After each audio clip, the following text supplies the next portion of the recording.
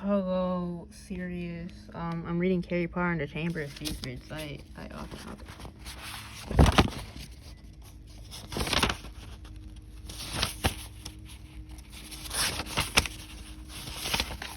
Chapter 1. The Worst Birthday. Nor the first time an argument had broken over breakfast at number 4 Pivot Drive. Mr. Vernon Durley had been woken in the early hours of morning by a loud hooting noise from his nephew Harry's room. "Third time this week!" he roared across the table. "If you can't control that owl, it will have to go." Harry tried to explain. "She's bored. She's used to flying around outside. If I could just let her out at night." "Do I look stupid?"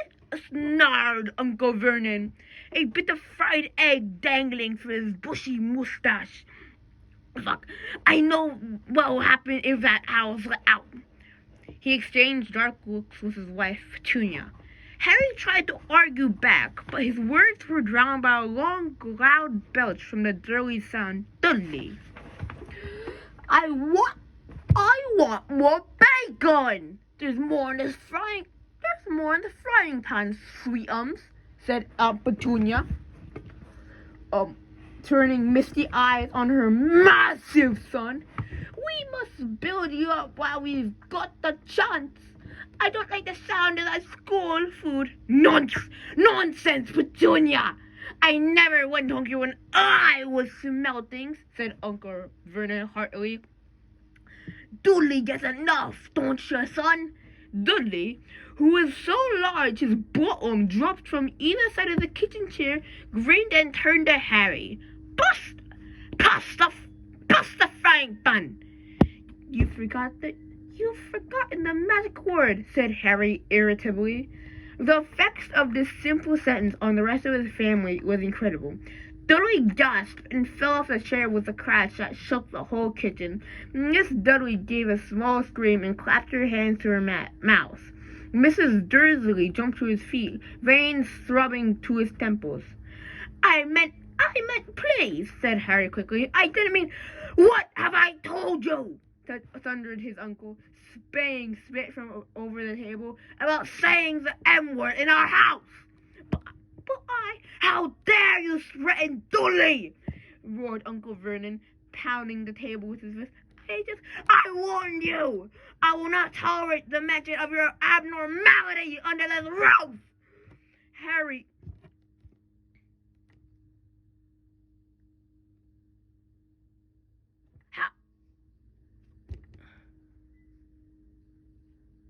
Harry stared from his purple-faced uncle to his pale aunt, who was trying to heave Dudley to his feet. "All right," said Harry. "Oh, wait, no, fuck. All right," said Harry. "All right." Uncle Vernon sat back down, breathing like a winded rhinoceros, and watching Harry closely from the corner of his small, sharp eyes. Ever since Harry had come home for the summer holidays, Uncle Vernon had been treating him like a bomb that might go off at any moment. Because Harry Potter wasn't a normal boy, as a matter of fact, he was not normal as it is possible to be. Harry Potter was a wizard fresh from his first year at Hogwarts School of Witchcraft and Wizardry, and the Dursleys were unhappy to have him back for the holidays. It was not to feel as Harry felt. He missed Hogwarts so much it was like having a constant stomach ache. He missed the castle with its secret passageways and ghosts, his classes, though not perhaps Snape, the potions master, the mail arriving by owl, eating banquets in the Great Hall, sleeping his 4-posted bed in the dormitory, visiting the gamekeeper Hagrid in his cabin next to the Forbidden Forest in the grounds, and especially Quidditch, the most popular sport in the Wizarding world. 6 tall goalposts, 4 flying balls, and 14 players on broomsticks. All Harry's spellbooks, his wands, robes, cauldron, on top of the Nimbus 2000 broomstick he had locked in a cupboard under the stairs by Uncle Vernon the instant Harry had come home. What the Dursleys care if Harry lost his place on the house Quidditch team because he hadn't practiced all summer? All Harry's spellbooks. Oh, fuck, yeah, that. What did the Dursleys care if Harry lost his place on the house Quidditch team because he hadn't practiced all summer? What was it to the Dursleys if Harry went back to school without any of his homework done? The Dursleys were what wizards called muggles. Not a drop of magical blood in their veins. As far as they were concerned, having a wizard in the family was a matter of deep shame. Uncle Vernon had padlocked Harry's owl, Hedwig, inside her cage to stop her from carrying messages to anyone in the wizarding world. Harry looked nothing like the rest of his family. Uncle Vernon was large in necklace, with an enormous black mustache. Aunt Petunia was horse-faced and bony. Dudley was blonde, pink, and porky. Harry, on the other hand, was small and skinny, with brilliant green eyes and jet black hair that was always untidy. He wore round glasses, and on his forehead was a thin, lightning-shaped scar. It was this scar that made Harry so particularly unusual, even for a wizard. This scar was the only hint that Harry's very mysterious past of the reason which he had left the Dursleys' doorsteps 11 years before. At the age of 1 year old, Harry had moved somewhere to survive a curse called from the greatest Dark Sorcerer of all time, Lord Voldemort, whose name most witches and wizards still feared to speak. Harry's parents died in Voldemort's attack, but Harry escaped with his lightning scar, and somehow nobody understood why Voldemort's powers had been destroyed the moment he failed to kill Harry. So Harry had been brought up by his dead mother's sister and her husband. He had spent 10 years with the Dursleys, never understanding why he kept making odd things happen without meaning to, believing that the Dursley story that he'd gotten in the car crash that had killed his parents. And then, exactly a year ago, Hogwarts written to Harry, and the whole story had came out. Harry had taken up his place at the wizard school, and where he and his scar was famous. But now the school year was over, and he was back with the Dursleys for the summer. Back to being treated like a dog that had rolled in something smelly. The Dursleys hadn't even remembered that today happened to be Harry's 12th birthday, of course. His hopes hadn't been high. They'd never given him a real present, let alone a cake, but to ignore it completely. At that moment, Uncle Vernon cleared his throat importantly and said, "Now, as we all know, today is a very important day." Harry looked up, hardly daring to believe it. This could be the day I went back. This could well be the day I make the biggest deal of my career, said Uncle Vernon. Harry went back to his toast. Of course. What the fuck? Of course, he thought bitterly. Uncle Vernon was talking about the stupid dinner party. He'd been talking nothing else of it for 2 weeks. Some rich builder and his wife were coming to dinner, and Uncle Vernon was hoping to get a huge order from him. Uncle Vernon's company made drills. I think we should run through the schedule one more time, said Uncle Vernon. We should all be in position at 8 o'clock. Petunia, you will be. I can't even freaking hit that voice. In the lounge, said Aunt Petunia promptly, waiting to welcome them graciously to our home. Good, and Dudley, I'll be waiting to open the door, said Dudley. Dudley put on a foul, simpering smile. May I take your coats, Mr. and Mrs. Mason? They'll love him, Aunt Petunia cried rapturously. Excellent, Dudley, said Uncle Vernon. Then he rounded to Harry. Okay, I'll be in my bedroom making no noise and pretending I'm not there, said Harry tonelessly. Exactly, said Uncle Vernon nastily. I will lead them into the lounge, introduce you, Petunia, pour them drinks at 8:15. I'll announce dinner, and Dudley, you'll say, "May I take you through the dining room, Mrs. Mason?" said Dudley, offering his fat arm to an invisible woman. "My perfect little gentleman, said Aunt Petunia. And you, Uncle Vernon said viciously to Harry. I'll be in my room making no noise and pretending I'm not there, said Harry dully. Precisely. Now, we should aim to get a few good compliments at dinner. Petunia. Oh, fuck. Petunia, any ideas? Vernon tells me you make a wonderful golfer, Mr. Mason. Do tell me why you've brought this, Miss Mason. Perfect, totally. How about we have to write an essay about our hero at school? Mr. Mason, I wrote about yo. Oh, fuck. Clean your throat. This was too much for both Aunt Petunia and Harry. Aunt Petunia burst into tears and hugged her son, while Harry ducked under the table so they wouldn't see him laughing. And for you, boy! Harry fought to keep his face straight as he emerged. I'll be in my room, making no noise and pretending I'm not there, he said.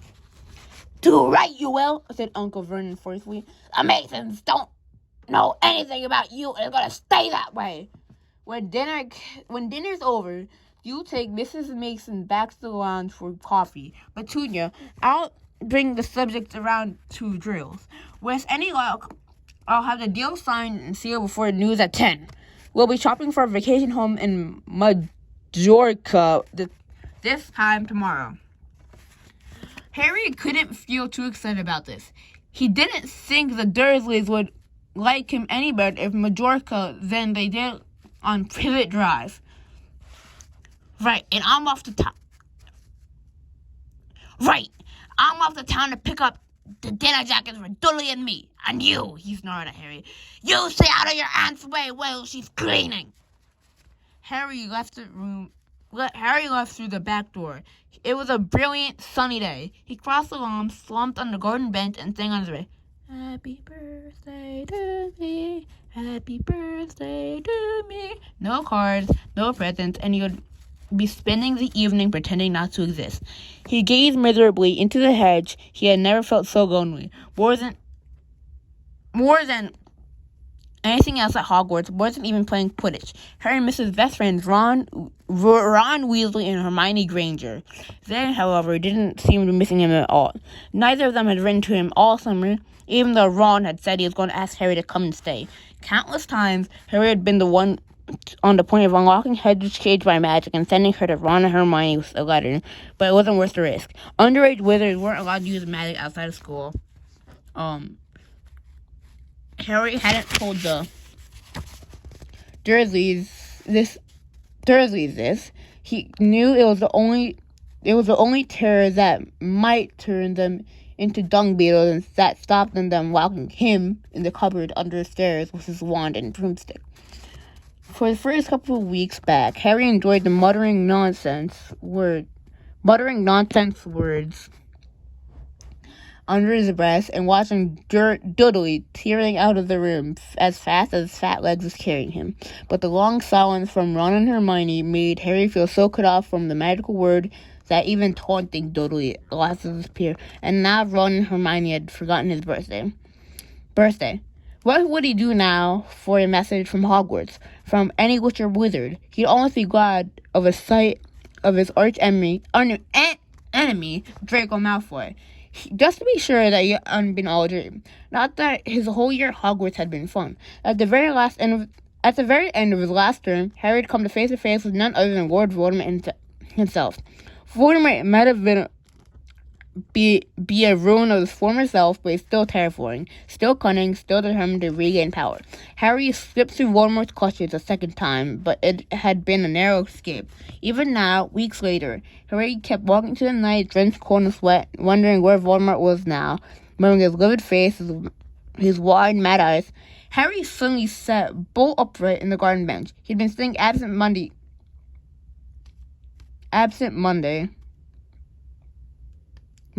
into the hedge, and the hedge was staring back. Two enormous green eyes had appeared among the leaves. Harry jumped to his feet in a jeering voice for Dick Fessenden. I know what day it is, sang Dudley, riding towards him. The huge eyes blinked and vanished. What?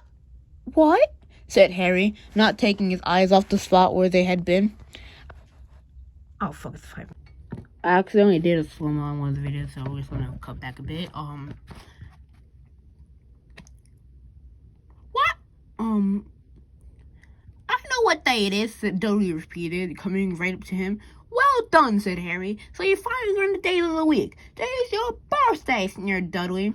How How come you haven't got any cards? Haven't you even got any friends at that freak place? Better not let your mom hear that you're talking about my school, said Harry coolly. Dudley hitched up his trousers, which were slipping down his fat bottom. Why are you staring at that hedge? She said suspiciously. I'm trying to decide what would be the best spell to set it on fire. Oh, fuck. I'm not gonna do this fucking voice. It's tearing my throat. Dudley stumbled backwards at once, a look of panic on his fat face. You can't. Dad told me you're not to do any magic. He said he'll chuck you out the house. And you haven't got anywhere to go. You haven't got any friends to take you. Jiggly Pokey! Said Harry with a fierce voice. Hocus Pocus! Wiggly Wiggly! Mom! Howled Dudley, tripping over his feet as he dashed back towards the house. Mom! He's doing you know what! Harry paid dearly for his momentous fun, as neither Dudley nor the hedge was in any way hurt. Aunt Petunia knew he hadn't really done magic, but he still had a duck as she aimed a heavy blow at his head with a soapy frying pan. Then she gave him work to do, with the promise he wouldn't eat again till he'd finished. While Dudley rolled around watching and eating ice cream, Harry cleaned the windows, washed the car, mowed the lawn, trimmed the flower beds, pruned and watered the roses, and repainted the garden bench. The sun blazed overhead, burning the back of his neck. Harry knew that he shouldn't have risen to Dudley's bait, but Dudley said the very thing Harry hadn't been thinking to himself. Maybe he didn't have any friends at Hogwarts.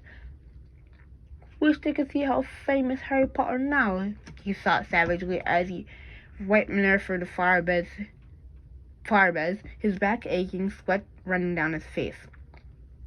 It was 7:30 in the evening when at last, exhausted, he heard Aunt Petunia calling him. Get in here and work on the newspaper! Harry moved gladly into the shade of the gleaming kitchen. On top of the fridge stood tonight's pudding, a mound of whipped cream and sugared violets. A loin roast pork was sizzling in the oven. Eat quickly, the mason will be here soon, said Aunt Petunia, pointing 2 slices of bread and a lump of cheese on the kitchen table. She was wearing a Salmon Pig cocktail dress. Harry washed his hands and bolted down to his pitiful supper. The moment he had finished, Aunt Petunia had whisked away his pit. Upstairs! Hurry!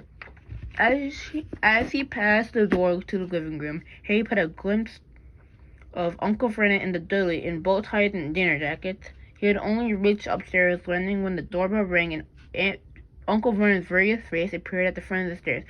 Remember, boy, one sound! Harry crossed to his bedroom on the tiptoe, stepped inside, closed the door, and turned to collapse on his bed. The trouble was, there was someone sitting on it. That's full.